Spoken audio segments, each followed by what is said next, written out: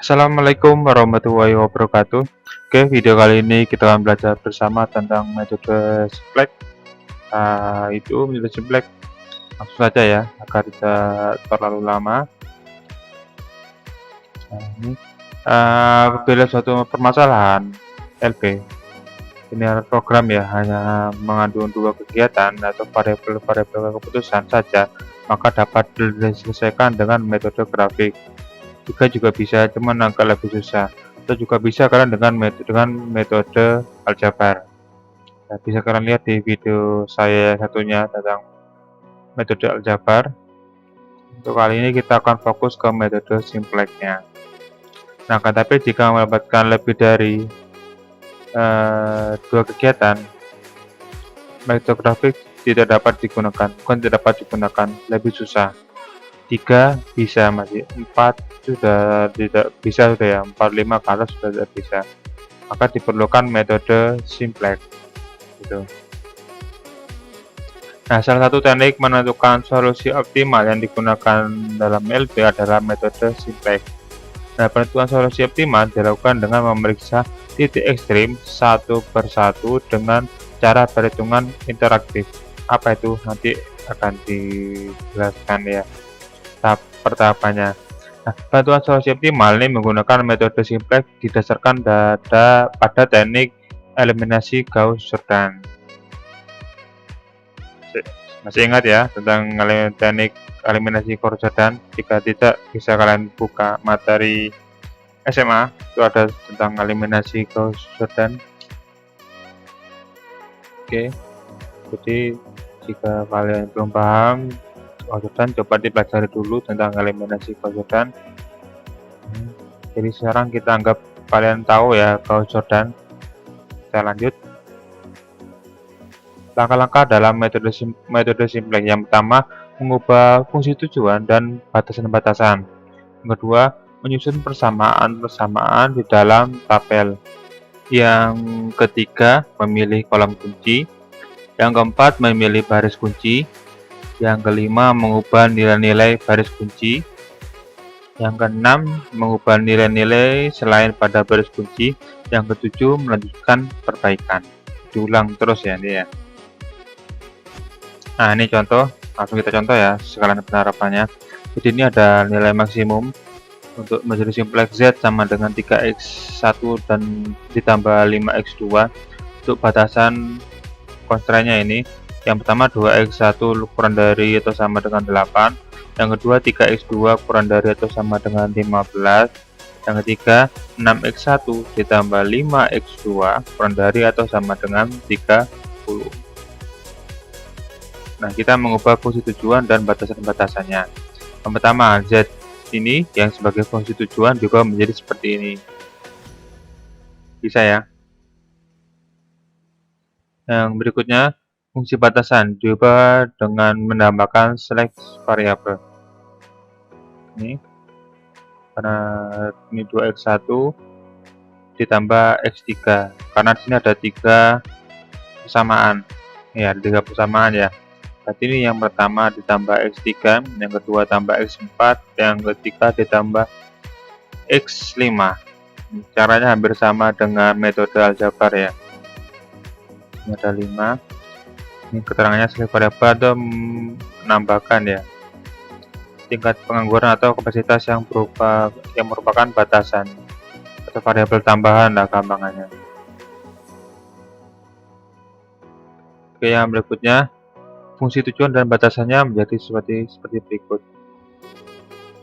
Nah, ini yang sedikit berbeda dengan metode aljabar. Di sini ya Z-nya ini ya. Z-nya dirubah seperti ini dan tidak ditambah dengan S3, S4 dan S5. Oke ya. Oke, lanjut. Nyusun persamaan-persamaan di dalam tabel. Ini. Jadi nanti disubstitusikan di dalam tabel bentuknya seperti ini. Ini untuk nilai Z-nya. Ini Z-nya, variabel Z-nya ini X3, X4, X5 nilainya. Dari persamaan pertama, persamaan kedua, dan ini persamaan ketiga. seperti itu.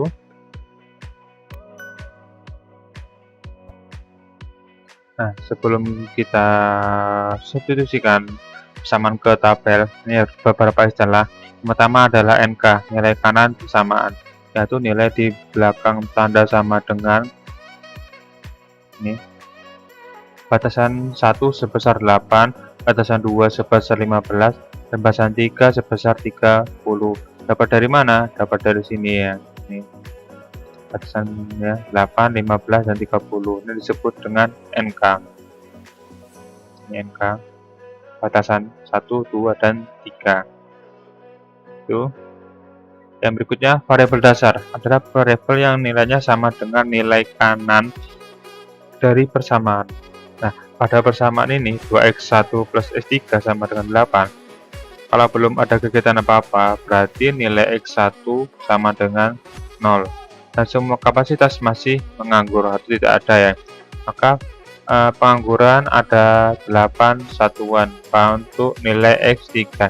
Jadi jika x1-nya 0, kan x3 sama dengan 8. Itu ya. Pada tabel tersebut nilai variabel dasarnya adalah x3, x4, dan x5. Itu ya, karena ini dari select variabelnya itu.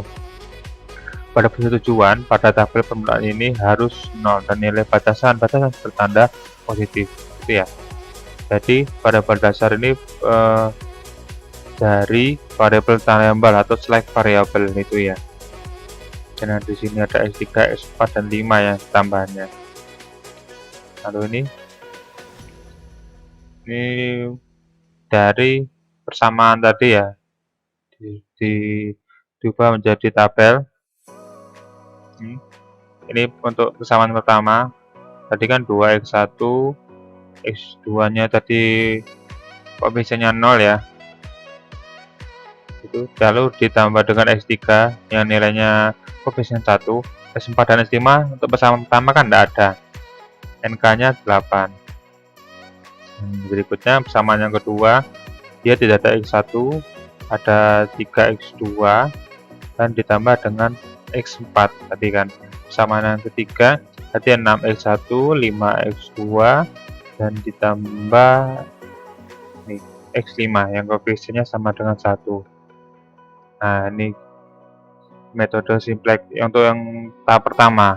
Jadi diubah tahap kedua maksud saya. Jadi dengan tadi dirubah dengan ditambah dengan kelas variabel, jadi tahap yang sebelumnya itu lalu kita masukkan ke dalam tabel. Nah, yang berikutnya memilih kolom kunci. Jadi ada tahap ketiga, langkah ketiga yaitu memilih kolom kunci. Kolom kunci adalah kolom yang merupakan dasar untuk mengubah tabel simplex. Pilih kolom yang punya nilai pada garis fungsi tujuan yang bernilai negatif dengan angka terbesar. Ingat ya, nilainya negatif tapi angka terbesar. Pada kolom ini S2 dengan nilai pada garis persamaan tujuan negatif 5. Beri tanda segi 4 pada kolom S2 seperti tabel berikut. Nah, ini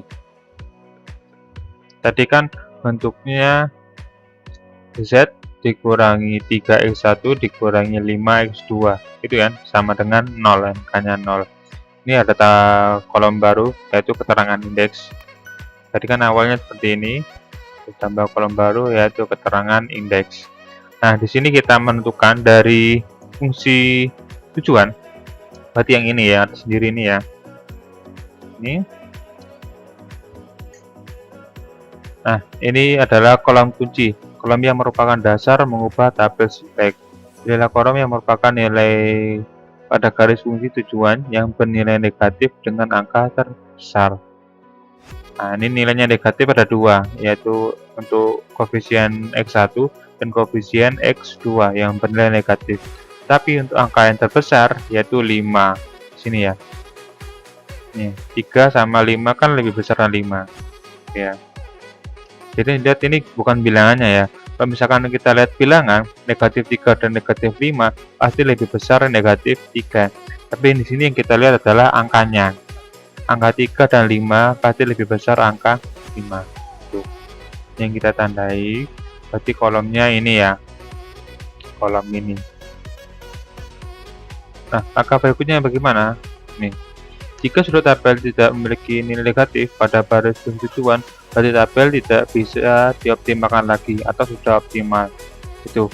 Jadi nilai yang fungsi tujuan ini kita ubah bagaimana cara dengan langkah-langkah ini menjadi tidak ada yang negatif ya untuk fungsi tujuannya.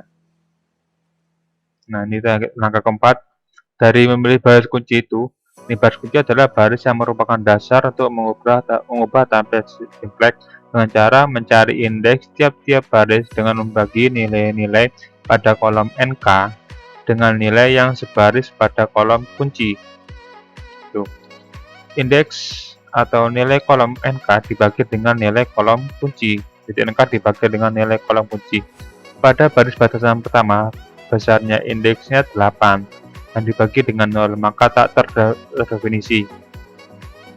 Yang kedua, 15 bagi 3, 5, dan yang ketiga, 30 bagi 5 yang sama dengan 6. Pilih baris yang mempunyai indeks positif dengan angka terkecil.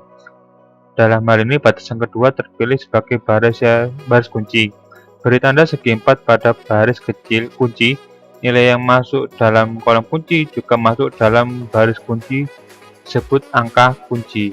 Ini, nah kunci ya. Jadi nilai yang masuk dalam kolom kunci. Ini. Yang kelima, mengubah nilai-nilai baris kunci.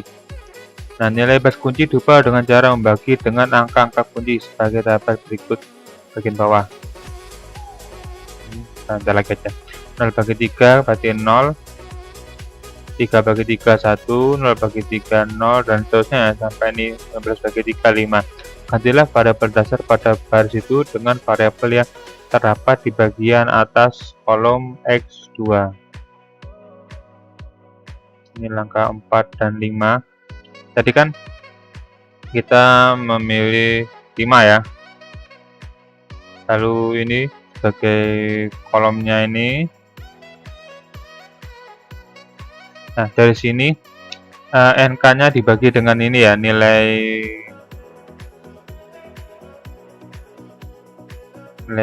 kolom kunci ini ya. Ini NK dibagi dengan nilai kolom kunci.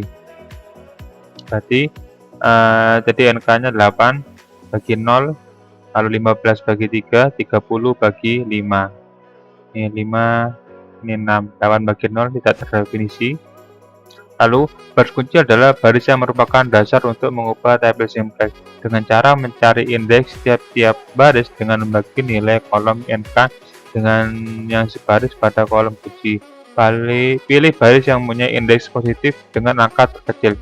Jadi, dari ketiga ini kita harus ambil yang positif dengan angka yang paling kecil. Nah, ini tidak terdefinisi, berarti kita ada anggap 5 sama 6, yang kita ambil adalah 5. Itu. Jadi ini kita kotai, ini kita pakai. Lalu yang tahap berikutnya, ini yang kita blok ya. Berarti semua baris ini kita bagi dengan 3, itu ya.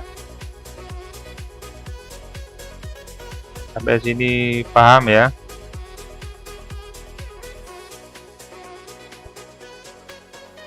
Nah, setelah itu, di sini kan baris kuncinya ada bagian sini ya, di bagian X4 ini ya. Ini S3, S4, S5, ini dari select variabelnya itu ya. Nah, berarti karena di baris ini, X4 ini, maka nilai X4, ini X4 ini diganti dengan kolomnya, kolom kunci. Apa maksudnya ya? Sini kan S2 yang kita pakai, sini X4. Maka X4 ini dirubah dengan X2. Nah, karena itu di sini menjadi X2. Ini X3, ini X3 tetap, X4 jadi X2, dan X5 tetap X5. Itu ya. Lalu dari sini, karena nilainya ini adalah 3, ini ya perpotongan dari 2 ini 3, maka semua ini yang bagian baris ini dibagi dengan 3. Ini. 0 bagi 3, 0 bagi 3, 3 bagi 3, 1, 0 bagi 3, 1 bagi 3, 5 dapat dari 15 bagi 3. Oke ya. Oke, kita lanjut tahap berikutnya. Mengubah nilai-nilai selain pada baris kunci. Rumusnya, baris baru yaitu sama dengan baris lama dikurangi koefisien pada kolom kunci dikalikan nilai baru baris kunci. Nah, ini baris pertama. Untuk yang Z 3, min 5, 0, 0, 0, dan 0. Ini ya, dapat dari mana ini? Ini ya. Min 3, ini 5, 0, 0, 0, 0, 0. Ini. Lalu ini dapat dari mana? Dari yang ini. Oh, dari ini. Ya. Lalu yang berikutnya, negatif 5 dapat dari mana? Negatif 5 diambil dari yang kolom kunci. Nah, nilai Z ini kolom kuncinya adalah 5, itu ya. Kalau kolom ini nilai kuncinya berapa? 0. Kolom ini untuk baris ini 0 ya. Untuk baris yang ini adalah 3. Ini adalah 5, itu ya. Itu koefisien pada kolom kunci dikalikan nilai baru baris kunci. Jadi hasil yang ini X2 tadi, yang baris kunci ini dikalikan dengan masing-masing nilai koefisien ya. Berarti karena tadi Z-nya adalah min 5, berarti min 5 dikalikan ini lalu dikurangi. Berarti ini min 5 kali 0 kan 0, min 3 dikurangi 0, min 3. Min 5 kali 1, berarti di sini kan adalah negatif 5 ya. Negatif 5 ditambah negatif 5, 0. Ini berarti 0. Ini berarti negatif 5 per 3, jadinya 5 per 3. Ini 25 ya, jadinya 25, 0 dikurangi 2. Oh, maaf, ini berarti negatif 25. Iya. Ini negatif 53, ini min 25, 25 dengan Z. Lalu dilakukan untuk baris yang lain juga ya.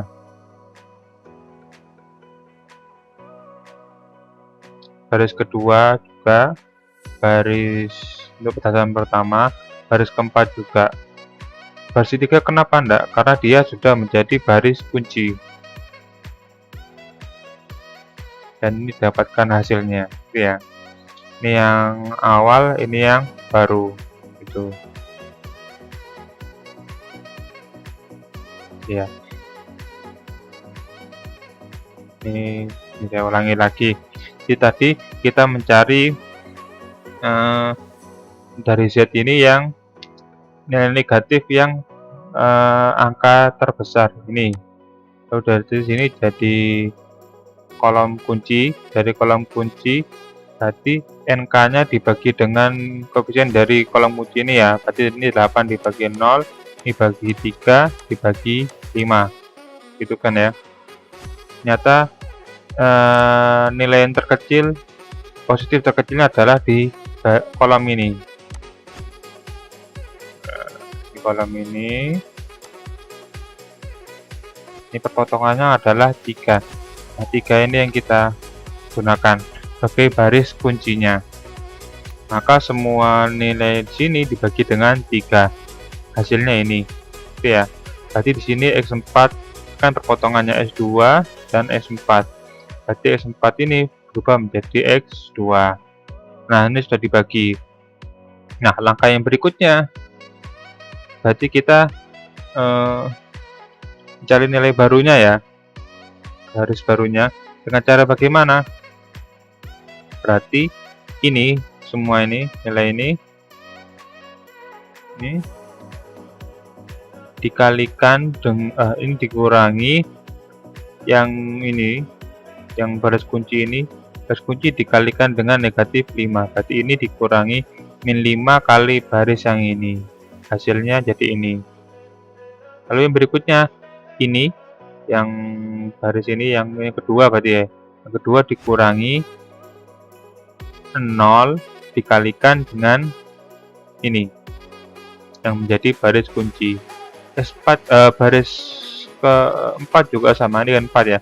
Berarti ini dikurangi dengan, ini kan 5 koefisiennya untuk kolom kuncinya 5. Berarti 5 dikalikan ini dulu, gitu ya. Berarti ini dikurangi 5 kali ini, baris kuncinya ini. Dapatkan nilai ini. Gitu ya. Nah, di sini terdapat ini lagi ya.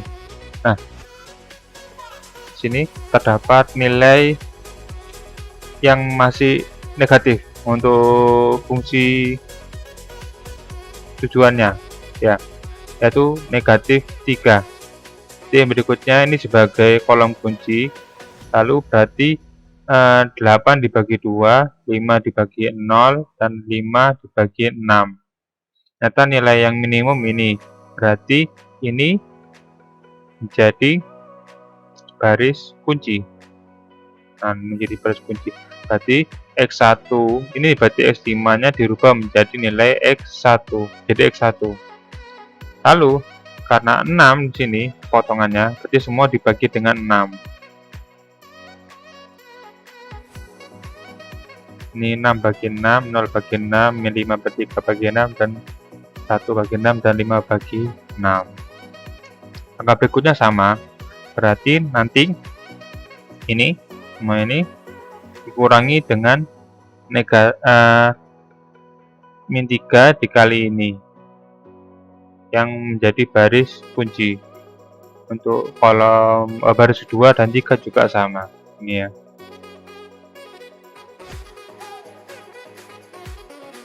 Ya, min 3, 0, 0, 5/3, 0, dan 25 dari sini ya. 1, 2, dan 3.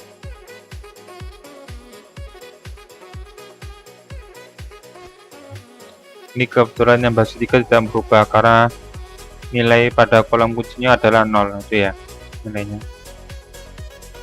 Lalu dapatkan seperti ini. Ini semuanya tadi ya. Itu kita cek.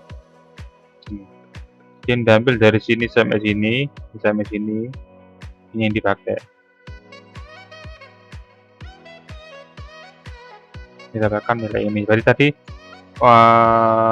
kolom tambahan yang ini yang sebagai keterangan indeks ini ya, tidak kita pakai lagi, ini sebagai buat tambahan saja. Dapatkan seperti ini. Berarti nilai Z-nya adalah ini 27,5, lalu X2-nya 5, X1-nya 5/6.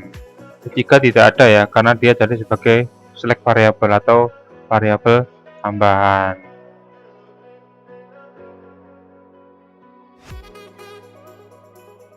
Oke, cukup sekian, semoga bermanfaat. Oh, ada tambahan.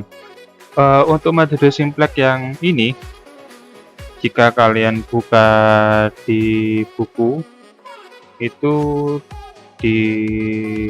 untuk buku ajar program linear ya, yang karangan Dr. Rahmi, itu dikenal dengan metode simplex dengan nilai kanan. Nah, itu ya. Kelemahannya metode simplex dengan nilai kanan ini, kita hanya bisa mencari nilai Z yang maksimum saja. Untuk yang minimum nanti ada dengan metode simplex untuk kasus minimum, atau bisa disebut dengan big M gitu. Untuk sekarang kita pelajari materi yang ini dulu. Cukup sekian, semoga bermanfaat. Jika kalian bingung, bisa sama buka papernya ya, atau materinya, sama buka videonya. Jika ada pertanyaan silakan ditanyakan. Saya akhiri. Assalamualaikum warahmatullahi wabarakatuh.